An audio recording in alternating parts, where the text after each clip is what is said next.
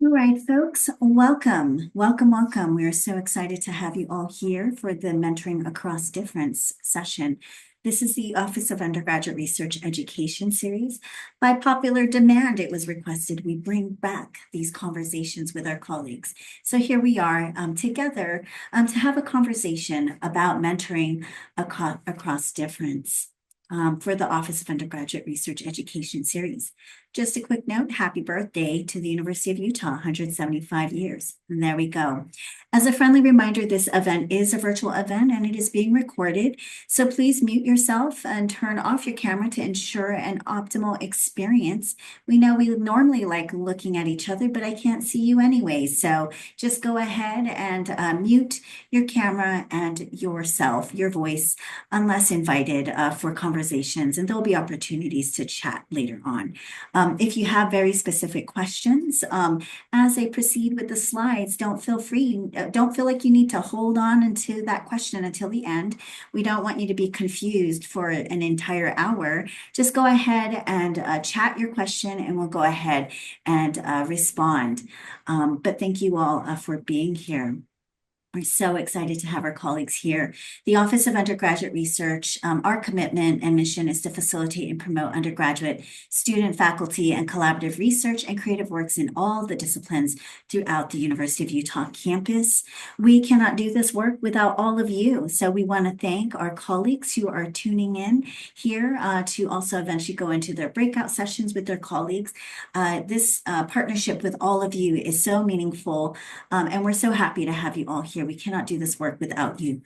We also want to acknowledge that this land, which is named for the Ute tribe, is the traditional and ancestral homeland of the Shoshone, Paiute, Goshute, and Ute tribes. The University of Utah recognizes and respects the enduring relationship that exists between many Indigenous peoples and their traditional homelands. We respect the sovereign relationship between tribes, states, and the federal government and affirm the university's commitment to partner with Native nations and urban Indian communities through research, education, and community outreach activities. You've probably been wondering, who is this voice that's been talking? If you don't know me, my name is Dr. Annie Isabel Fukushima. I'm the Associate Dean of Undergraduate Studies, and I have the honor of running the Office of Undergraduate Research with a wonderful team of folks. Some of them are here. You probably regularly hear from Angie, who is our program coordinator, as well as Shelley, who manages and runs these events. And so just wanted to give a shout out to my team, as well as the other members of the Office of Undergraduate Research team. The objectives for today's very short educational series is geared towards mentors of undergraduate researchers. And so if you are not a mentor, we are so happy to have you here, and we look forward to when you start mentoring in the future. During the session, participants will reflect on effective communication strategies across difference and consider a range of practices and methods for supporting mentees across cultural differences. So a little bit of overview about supporting mentoring undergraduate researchers across difference. I'm going to do a waterfall activity. And so wait, don't do anything until I give you the instructions. I'd like you to open up your chat box. If you don't know where the chat box is, it is in your Zoom features, and it literally has a little bubble with some dots in the middle, and it has the word chat. If you can open up your chat and don't hit submit, but I'd like you to type in a phrase that briefly describes what makes for a positive experience with mentoring. So go ahead and type it in, but don't hit submit until I invite you to. So once I say submit, then you will all go ahead and it'll waterfall cascade of all of your ideas. So go ahead and take a moment to begin typing in your text. What makes for a positive experience with mentoring? I know you might have like book length ideas because you are all experts at mentoring. That's why you're here. But before, just your general ideas. So we'll go ahead and I'm going to count to three. And when I hit three, you will hit the submit button. So 1, 2, 3, submit. Yeah, that was wonderful. Isn't that so cool? I love that. Saw somebody else do it, and I was like, that's cool. I'm going to do that. Let's just check it out, what some of our colleagues had to say. Empowering students by giving them tools and structure to pursue their passions, compassionate communication, open, community building, flexibility, setting expectations early on, engagement, engaged mentee and mentor, communication, mutual understanding, listening, mutual trust and respect, time investment, mutual growth, more on communication and expectations, encouragement, patience, understanding, guidance and coaching, respectful in exchange of information, enthusiasm, empathy, clearly outlined directions, and more on expectations and communication, and listening, open, honest, consistent, willingness to learn, having fun. Wow, you all have such wonderful things to say. Mutual respects, yeah, lots of communication, respect, and fun and dynamic. There we go. And your student success. Yes, we do the work that we do. I appreciate that because we want them to succeed as well. And so I appreciate that that was one of the last points too. You are all here because you are excellent mentors and you are experts on this. And one of the things that we know about mentoring undergraduate researchers is that when we do that, we are furthering research as a public good, and that our research institutions are anchors for communities, industries, and regions to address social problems. Our colleagues, all of you here, are doing phenomenal research that is field defining, but also community defining and shaping. And when we, as an R1, are doing research and involve our undergraduate researchers, which is why you all are here, is that we are teaching them that, in a research environment, that they develop these skills. They also become more connected to the institution and anchors themselves for institution when they talk very lovingly about our university. For them, this is the first time they've engaged with a university at a personal experience, a personal context, is through all of you. And so I want to thank you all for the work that you do. And you all know that undergraduate research matters, but just as a friendly reminder, is that there's tons of research on the retention towards graduation completion. We already see this with our undergraduate researchers that participate here at the University of Utah. Phenomenal 94% graduate in 6 years, phenomenal 68% graduate in 4 years because they participate in research, have meaningful connections, and make determinations about their careers.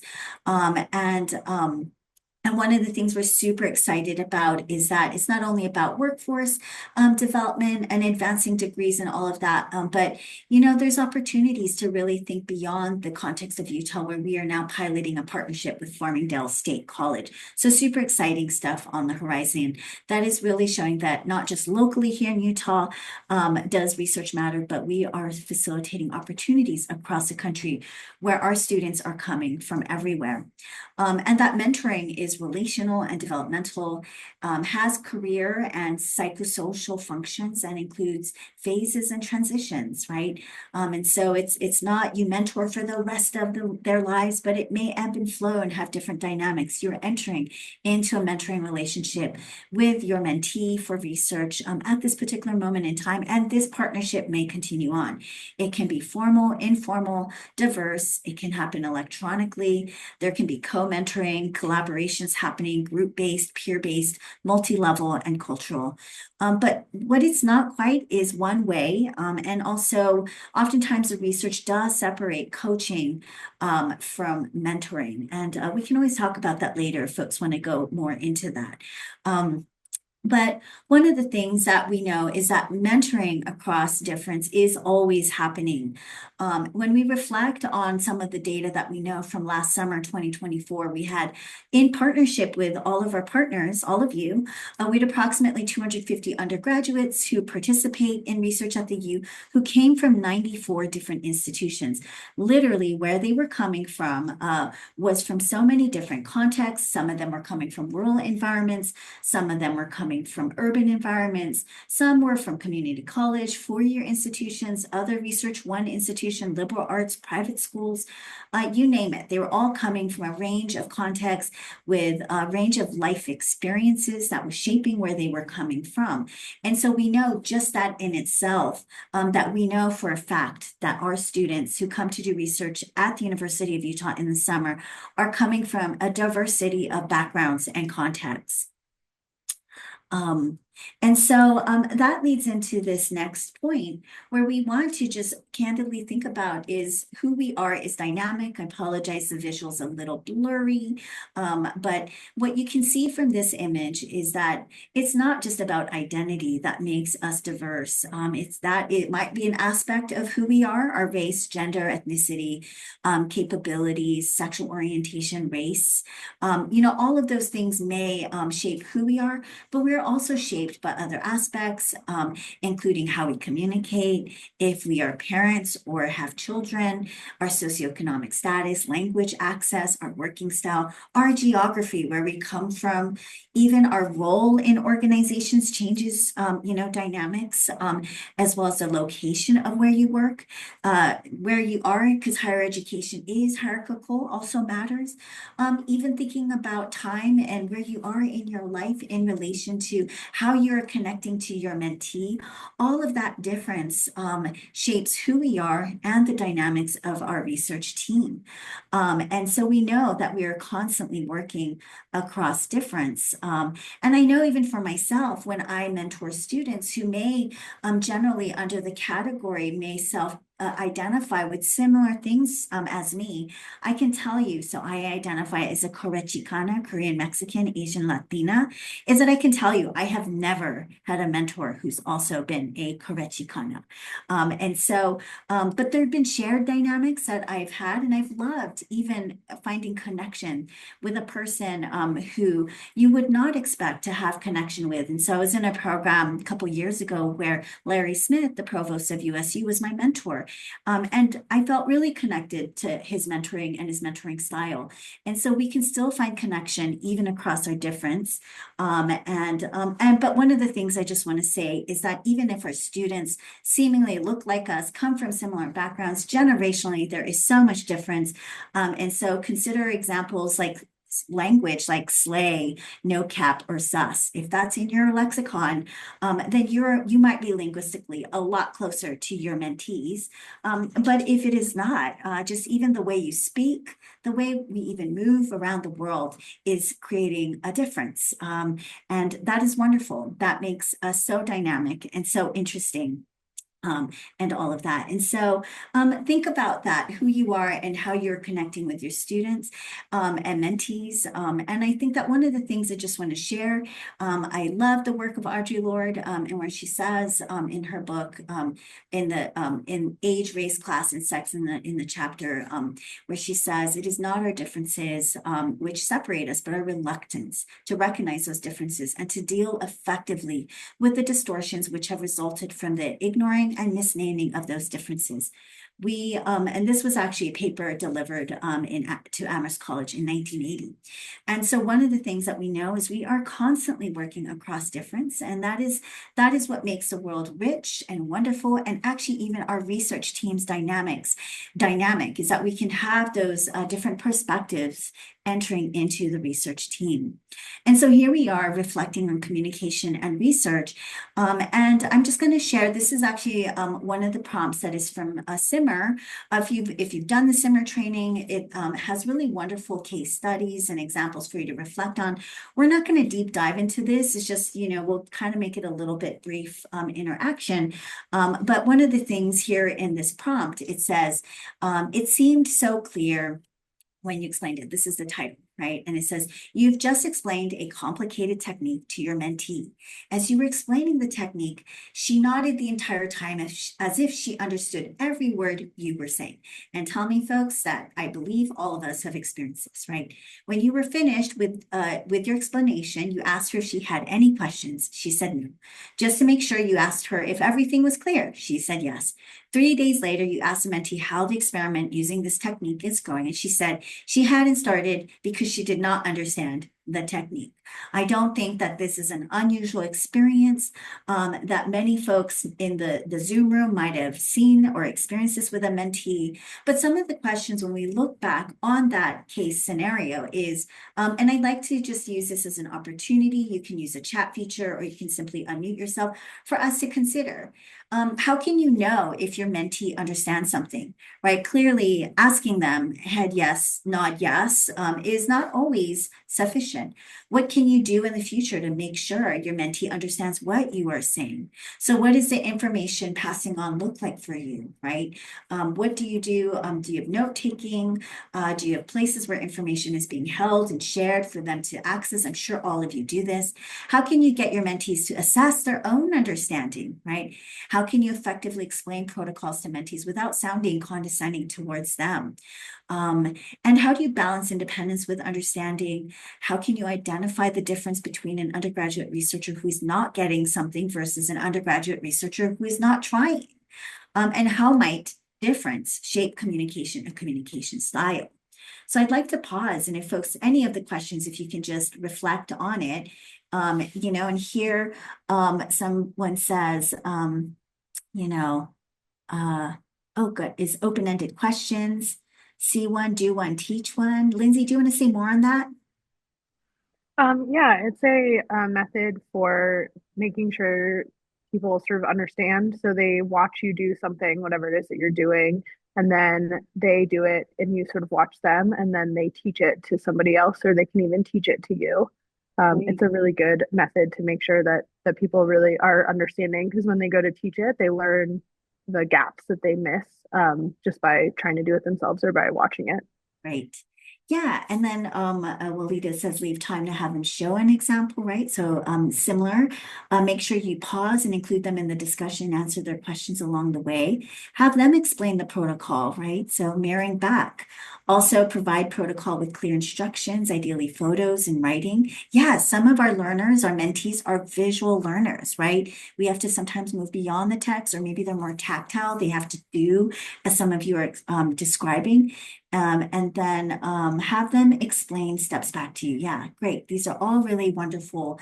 And I guess one of the things is I just really do want to honestly really think about like how might difference though, even if you walk through these steps, but you still 3 days later come and this has nothing to do with intelligence, right? Is that I know that so here I already shared that I'm a Chicana, Korean, Mexican, Asian, Latina, is that I know that in Korean culture that there's even a notion of weri, which means that we value a we-ness in our culture, right? So we have a we aspect to who we are.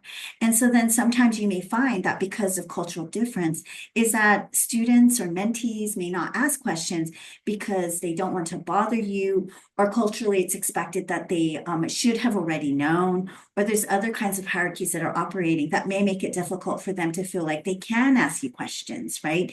And so it may not be even about what you're doing, but really there's something in the step that might be missing that they feel like they cannot ask you questions. And so that's just something to think about. And I'm not saying that it's only when you work with Koreans or Asians that that may happen. It can happen along different cultural contexts. You are in an authority position, and people have different perceptions of what it means to speak with authority and people in positions of power. And so just wanted to kind of reflect on those kinds of things. And is there any other comments about this? And or other examples of how might culture or difference shape communication and communication style? So Walida shares, if it's okay from sharing your name, says that when this is one of the most um, uh, this seems to be one area most of their interns struggle with, right? Is this kind of communication and speaking and sharing that they're struggling. Because actually, I do think that sometimes students believe that they should have already known, right? They might feel imposter syndrome. They might feel like if they ask a question, that things, assumptions about their intelligence or about them might be made, which, and this has nothing to do with you as mentor, right? This is all the things that might be in their kind of speaking scripts or their narratives because of their experiences of navigating higher education environments. And so it really is important that we create the spaces and places for asking questions where we normalize the ability for the student voice to enter conversations, and that we really invite that in and recognize that it may take time too. and that you may not learn until you start to experience ongoing conversations that they still are a little bit shy, and we can't force them to engage and ask the questions that they need to ask until they're ready, right? It may take them a little bit more time to really open up. And so, oh, good. So there was a question of, let's talk about, can you say more about identifying the difference between an undergraduate researcher who is not getting it versus not trying? That is a great question. I would love to kick it back to you all. So is there a difference between someone who's not genuinely getting it versus someone who is not trying? How do we know? When do we know that is happening? I had a thought about that. Mhm. Um, I think it's pretty unusual that someone is like truly not trying. I think often, I know for myself, I just maybe don't understand what's happening. And so asking questions to like get a better understanding of what barriers might be getting in the way of the student, moving forward in the way that you expect. I think every single time I've maybe gone in thinking someone wasn't trying, I was proved wrong once I got more information. Yeah. So we really want to work hard to focus more on that. Maybe they're not getting it before we jump to they're not trying. And I really appreciate that, Katie, you reflecting on that. I think it's so true. And that maybe they at some point may not try after they feel like they really can't get it, right? They may feel disengaged after a certain point. And so how do we not start there of the not trying versus let's help them get there first. And it is very rare where students really don't want to try. They just may not know how. And I appreciate that. And let's see. But we can see sometimes students may not show up. So somebody says in the chat they don't show up or are late. And that might be a sign of engagement, or that may be a sign of this is their first time having a real job. And so they actually have never had to show up to somewhere on a consistent basis. And so they're learning some professional practices, and all of that. And so here someone says they tell their interns that it is better. So Bell says it is better to let me know when they don't understand or if they make a mistake than to carry through with something that is not correct. Which makes it much worse. But that also means I have to follow up being understanding and having flexibility to make space for mistakes and thank them for letting me know. That's excellent. And Yao says, I find it also useful to keep in mind that trying also means different things to different people. Yes, for sure. And then back to the last point of how might different shape communication style. I appreciated, Martel, that you made a comment about how some cultures don't make eye contact. Absolutely. And that doesn't mean disengagement. It just may mean culturally, it may look rude to stare somebody in the eyes, like that is common in the United States. So thank you all for walking through that exercise. We're going to continue on. Is that you've all already shared this, right? Schedule feedback loops, written feedback, consider note-taking options, break down tasks and clear benchmarks with achievable goals. And there are different strategies when someone is not getting it, right, versus when someone is not trying. And so I think that if you believe a student is really in a place of not trying, I think that the conversations will look different than if they're not getting it. And I really want to encourage us to focus on how do we get them there first so they can get it. Because if they get it and they don't do it, then that's a different thing. And that's a different conversation to have with the student. Um, some of the things that I would encourage you all to reflect on is your different communication style and needs with your mentee. I know many of you already do this. There is an activity, and Angie's going to go ahead and drop it into the chat, where it is a wonderful little activity where it's it's kind of like horoscopes. It could look like everybody at some point in the day or time. So this isn't like a hard thing, but it gives you something to look at and talk about, like, what is your communication style? So if I were to go ahead and open this up, literally one thing you should know if you do this exercise is, it is, you might find like, oh, I could be many of these things. And just keep in mind that once you hit submit, all of your responses go away. So I would do a screenshot of your submission, or Control P to print it out if you want to save it, right? So take a screenshot, copy and paste, or save the file as PDF. But you can go through and select only two, right? I'm sorry, it says, but you must select only two words. And so kind of two of the best words that best describe you. And it might be any moment, and you go through it and it gives you something to talk about. So I'm just going to randomly be like hopeful. And then also I'm going to say, let's see, collaborates. I don't know. So I'm just going to randomly pick. And then was I supposed to do it throughout, Angie? I probably was, huh? I'm supposed to do, so you're supposed to be answer at least two choices. Okay, we're just going to do that. Two, did that work? Okay, well, you go through it and it gives you something to talk about. Sorry, I'm not going to keep working on this, but just I would encourage you to do something like that, where it's like, how do you actually talk about communication style with your mentee? You are encouraged to have those conversations with them. So you can either do an activity, or you can just go ahead and simply talk about it. But some of your mentees may have never thought about their communication style. So that's why I like doing that kind of an activity, or something that will give them some language to think about it. Some of the other things you might want to think about, and Angie's going to go ahead and drop these also into the chat, which is the alignment tool and also a mentor agreement. These are all really useful for you thinking about how do you actually set up expectations and work with mentees in moving them through a project so they can actually successfully finish what it is that they are working on. So there's an alignment tool, and the Office of Undergraduate Research has a mentor agreement that we've updated. This is based on multiple models from SIMR and other places. And so we encourage you to check it out. But just generally, some of the things when you look at these tools, it just, here you want to talk through clarifying roles, right? Who does what? Also purpose, like why are you doing the things that you are doing, the goals and clear timelines, and your work together, and what constructive feedback might look like. So that's what the alignment tool might look like. And it's just encouraged you can use something like that, or you can use a mentor agreement to establish the clear expectations between you and your mentee. And you can actually pull together different things that work for you. But really, again, as you saw in the waterfall, many of you are already thinking about communication.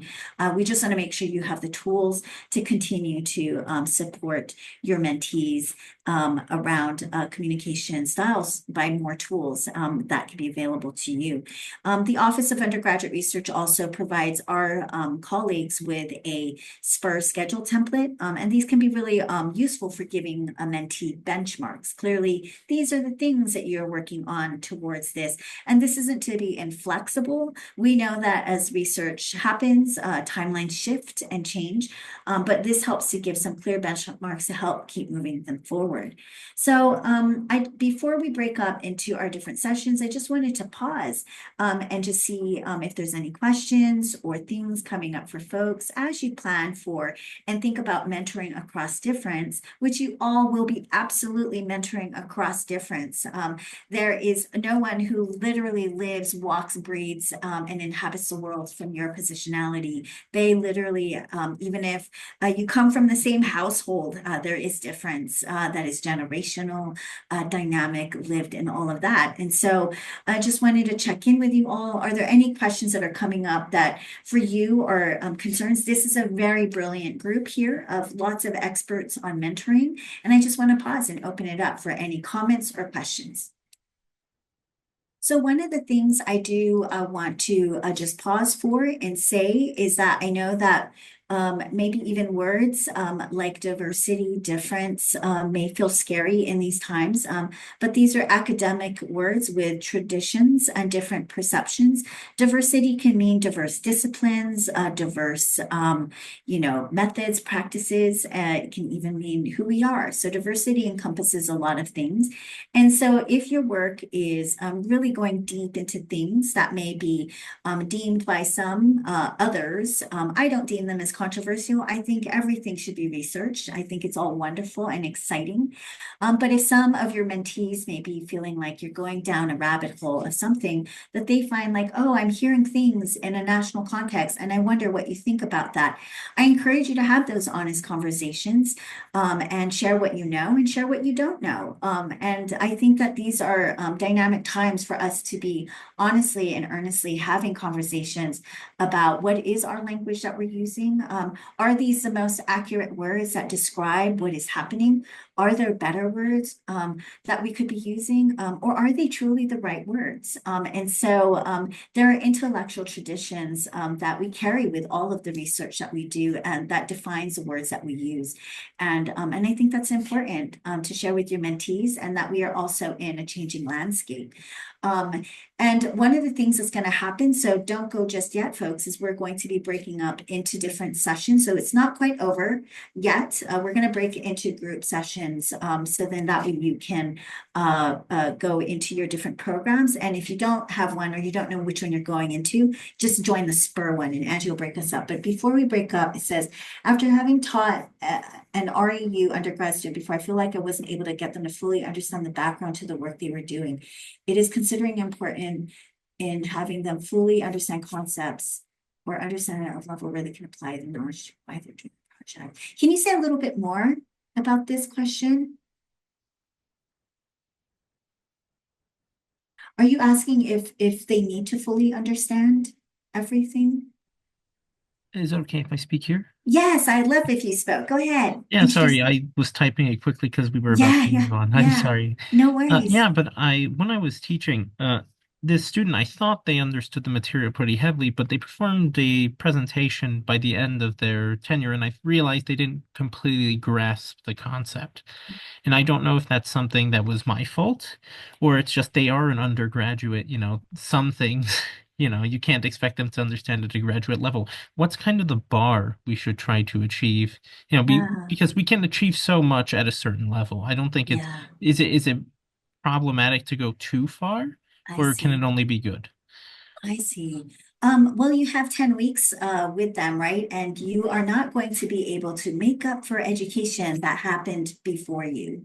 That's a fact. And so I think that I usually work with my mentees, assuming that they are coming in with no information, that I don't assume any skills.